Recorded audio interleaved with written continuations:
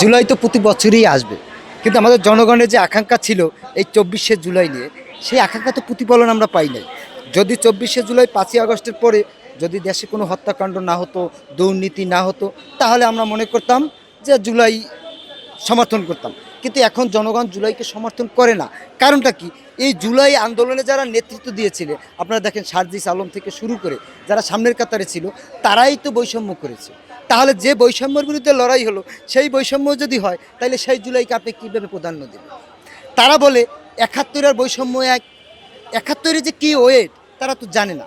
এই জুলাইটা ছিল একটা ষড়যন্ত্রমূলক, তাদের যে আর্থিক উন্নয়ন করার জন্য।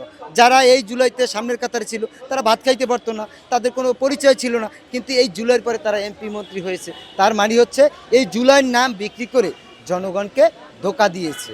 তাইলে এই জনগণ ধোঁকায় আর থাকতে চায় না, এই জন্য জুলাইকে জনগণ প্রত্যাখ্যান করেছে।